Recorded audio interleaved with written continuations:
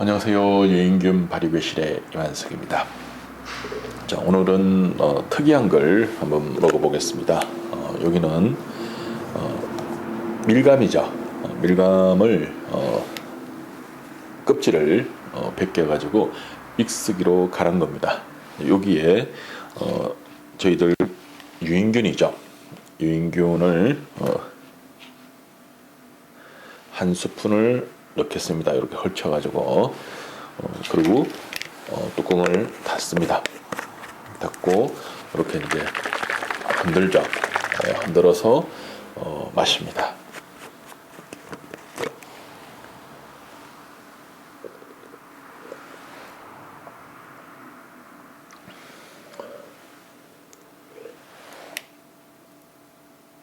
되게 맛있습니다. 자, 요거는 밀감 껍질을 까가지고 믹시에 갈아가지고 유인균을 넣고 마셔도 되고, 그리고 우유에다가 유인균을 넣으면 이제 그 우유 이제 유청하고 위에 그 치즈가 분리가 됩니다. 그러면 이제 치즈는 여러분들이 이제 뭐 이렇게 자녀분들 과자로 이렇게 먹으시면 되고, 밑에 유청을 이제 여기 밀감에다가 밀감을 믹스기로 갈 때 같이 넣어가지고 해서 드셔도 됩니다. 되게 뭐 둘 다 맛있습니다. 자, 오늘은 커피에 관해서 발효 커피죠. 그에 관해서 말씀을 드리겠습니다. 제가 아는 분 중에서 이제 부산대학교 저희들 평생교육원에서 공부하시는 분인데 커피를 되게 잘 내리신다 그럽니다. 그래서 이제 한 10년 넘도록 이제 커피를 이제 하셨는데 그분이 이제 커피를 딱 이렇게 내려가지고 사람들한테 주면 다들 맛있다고 이제 하십니다. 근데 저는 그 이야기는 그분께 여러 번 들었는데 그분이 내려준 커피는 아직 한 잔도 못 먹어봤습니다. 자, 근데 그분이 어제 전화가 와가지고 미엄미입니다. 그러니까 머두셀라 커피라고 이 머두셀라가 성경에 나오는 이제 인물이라 그러는데 900 몇십 살까지 살았던 그런 인물이라 그럽니다.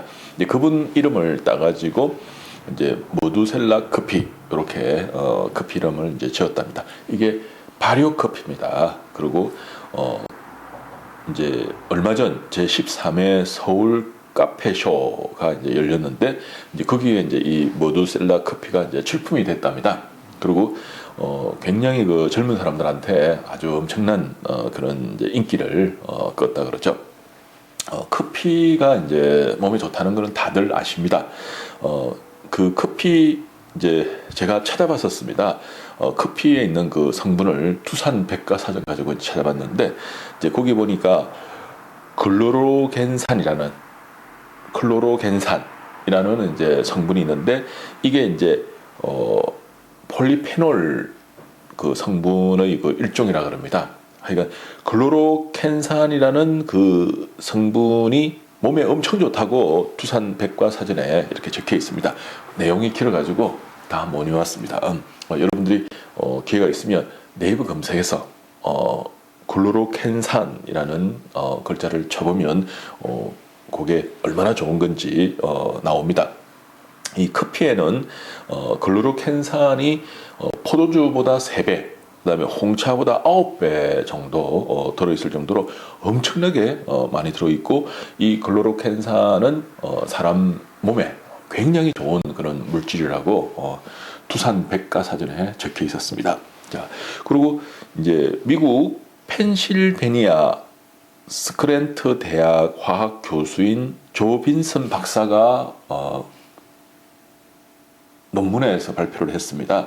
커피를 이제 그 고온에 이렇게 가열을 하게 되면 클로로켄산이 분해가 되어 가지고 많이 줄어든다라고 이제 미국 펜실베니아 무슨 대학 화학 교수 조빈슨 교수가 이제 또 논문에 또 발표했다고 이렇게 신문에 기사가 났습니다.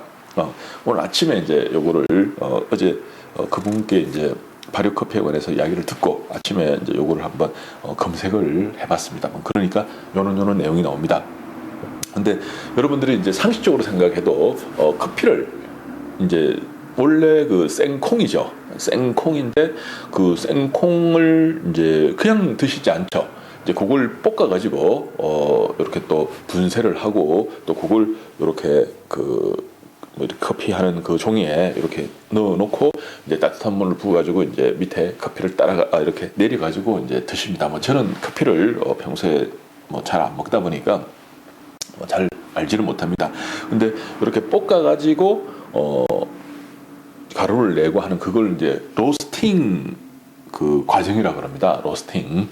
그래. 근데 로스팅이 뭔가 이래가지고 이제 한번 찾아봤더니 뭐 이런 로스팅 기계도 나오고 뭐 이런 이제 과정들이 나옵니다. 자, 근데 중요한 거는 이제 발효 커피에 관한 건데 이 무두셀라 미엄어죠. 무두셀라 커피가 되게 비싸다 그럽니다. 발효를 하다 보니까. 그리고 발효 시간이 한 14일에서 한 21일 정도 발효를 하기 때문에 일반 커피보다는 상당히 비싸고, 그러다 보니까 이제 뭐 몸에도 뭐 좋다 뭐 이런 이야기 같습니다. 자, 근데 이제 그분하고 이렇게 이야기를 하면서 이제 일반 원두는 뭐 사실 그렇게 비싸지 않죠. 쌉니다. 그 원두를 가지고 이렇게 이제 발효를 할 수 있겠느냐, 이제 그 이야기를 어제 이제 전화로 했었습니다. 생각을 해봤습니다. 아주 쉽죠. 아주 쉽습니다. 그러니까 발효 커피 만드는 게 유인균만 있다면 이거는 뭐 제가 방금 이거 한 잔 마시는 것보다 더 쉽습니다. 한 잔 더 하겠습니다.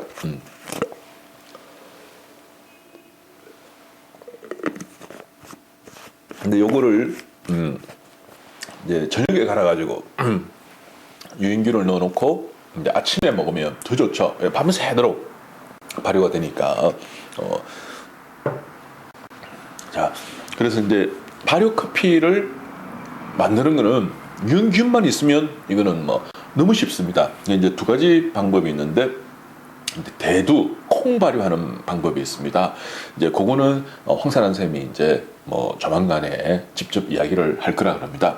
그래서 그 이거 원두도 사실은 콩하고 비슷하죠. 단단하고 딱딱합니다. 그래서 콩도 대두도 단단하고 딱딱합니다. 그래서 콩 발효하는 방법으로 원두를 발효를 하면 뭐 가뿐하게 이제 발효가 되는 거죠. 그거는 같은 원리이기 때문에 이제 황산한 쌤이 이야기를 하면 여러분들 그걸 참고로 하시고, 이제 제가 이제 생각한 게 있습니다. 발효하는 거. 이제 요거를 이제 이분들은 이제 생콩으로 이제 그 생원두로 이제 발효를 했다 그럽니다. 그리고 이제 자기들은 이제 생원두를 그대로 발효를 해가지고 그걸 이제 커피를 만들었기 때문에 이제 그 열이 가해지지 않았다, 고온이 가해지지 않고 이제 로스팅 과정을 거치지 않았다. 그래서 클로로겐산이 로스팅 과정을 거친 것보다는 월등하게 더 많다.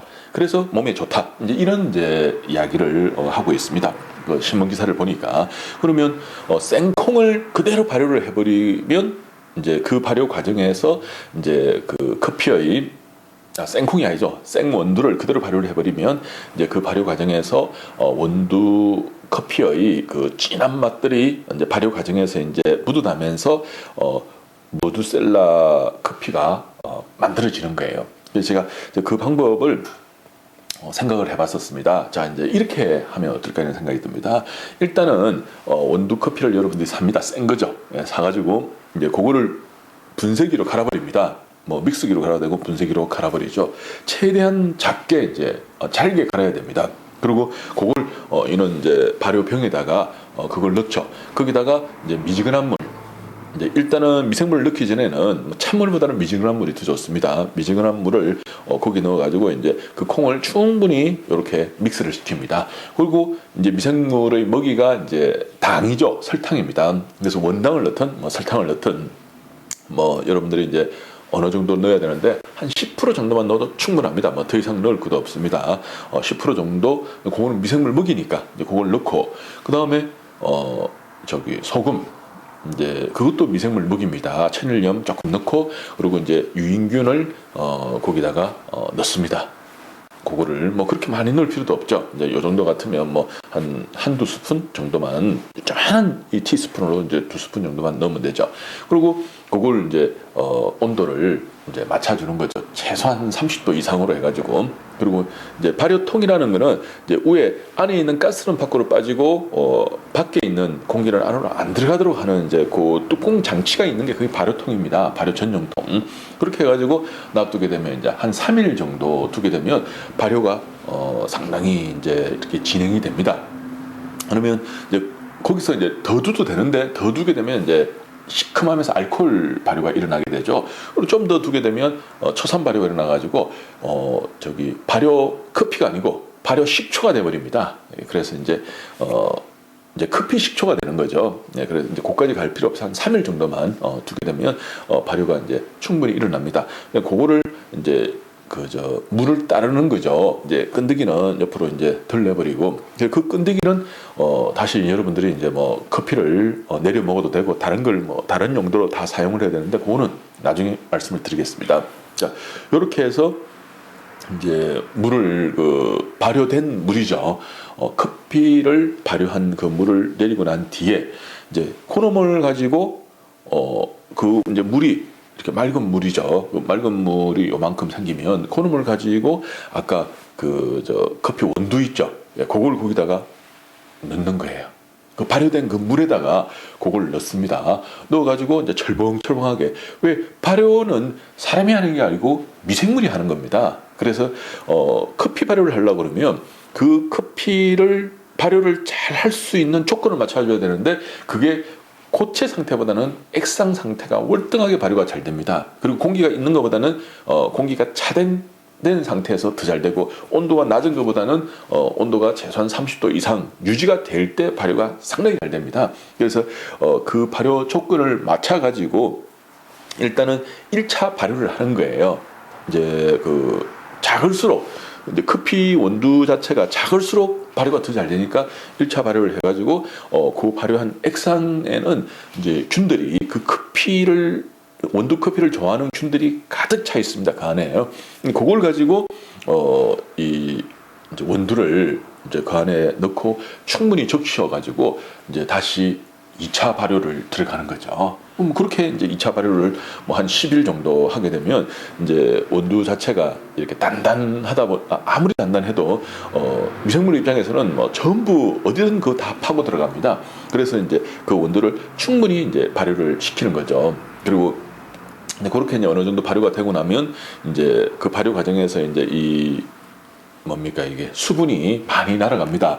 그러면 날아가고 이제 그나마 조금 남아 있는 그 수분들은 이제 뭐 건조기에 넣어가지고 이제 음식 건조하는 거 있죠. 예, 그 건조기에 넣어가지고 이제 말라버리면 그게 저는 발효 커피가 아닌가 이런 생각이 듭니다. 그래서 제가 기회가 된다 그러면 바로 그 실험을 한번 해보고 그렇게 이제 그 원두 자체를 이제 발효를 한 후에 이제 뭐 예를 들어서 이제 5일 뒤에 그걸 분쇄를 해가지고 물을 희석해서 이제 현미경으로 관찰 한번 하고, 그리고 뭐 7일 뒤에 한번 관찰하고 10일 뒤에 관찰하고 그리고 뭐 20일 뒤에 관찰하고 이런 식으로 이제 날짜별로 관찰을 해서 가장 미생물들이 이제 활성화됐을 그 시점을 잡으면 되는 거예요. 그렇게 해서 이제 발효 시점을 잡고, 그리고 이제 뭐 5일 뒤에 이제 그거를 분쇄해서 이제 커피를 한번 먹어보고 7일 뒤에 뭐 8일 뒤에 9일 뒤에 10일 뒤에 20일 뒤에 이런 식으로 이제 쭉 먹어가지고 가장 맛있는 이제 그 시점을 잡아내면 됩니다. 그래서 이제 이게 실험을 하려고 그러면 이제 아무래도 이제 커피 원두도 좀 여러 개 있어야 되고 또 여러 조건도 있어야 되고 이러다 보니까 시간이 걸려가지고 제가 뭐 당장은 지금 못합니다만은 이 커피에 관심이 있는 분들, 뭐 어제 샘 같은 경우에 이제 이런 방법으로 일단 1차적인 그런 실험을 해도 괜찮지 않을까 이런 생각이 듭니다. 발효에서 가장 중요한 거는 균입니다. 유인균은 음식 발효를 하는데 가장 최적화되도록 만들어진 거는 균이기 때문에 그 단단한 콩도 척척 발효를 하는 판에 뭐 원두 이 정도는 발효하는 거는 문제가 아니죠. 뭐 커피를 해가지고 원두 커피를 해가지고 유별난 게 아닙니다. 콩이나 원두나 똑같은 콩이죠. 네, 그래서 아무 그런 문제가 없다. 그렇게 해서 여러분들이 혹시 이제 이 커피를 좋아하시는 분들은 그 뭐 이 발효 커피를 여러분들이 사가 드셔도 되고 그게 이제 만약에 뭐 너무 비싸서 좀 어렵다, 곤란하다 이러면 이런 형태로 해가지고 발효를 해서 여러분들이 한번 드셔보시고, 그리고 이제 제일 좋은 그런 발효 시점을 잡아가지고 하게 되면 여러분만의 그런 발효 커피가 되는 거예요. 그리고 이제 그걸 이제 친구들이나 또 주변 사람들한테 선물을 주고 그러면 되게 이제 좋아하죠. 그래서 이렇게 한번 시도를 해보시면 어떨까 해서 오늘 아침 발효 커피에 관해서 한번 말씀을 드려봤습니다. 눈에 보이는 걸 다 해보고 싶습니다. 근데 사무실 이제 저희들 공간도 작고 또 뭐 이게 하나하나 사실은 이제 시간입니다. 시간이고 또 계속 또 관찰을 해야 됩니다. 그리고 또 그때 이제 미생물을 또 관찰을 또 다 해야 되고 그리고 또 맛도 봐야 되고 이러다 보니까 이게 거의 노가다 수준입니다. 그래서 이제 조금 저희들이 직접 하나하나 다 하지는 못해도 여러분들이 이런 방법으로 하면 괜찮지 않을까 해서 말씀을 드렸고, 또 황선한 쌤 그 대두 발효하는 거 그거 또 여러분들이 한번 아이디어를 얻어서 콩이나 대두나 똑같은 동그란 거니까 한번 그것도 좋은 방법일 것 같습니다. 자, 감사합니다.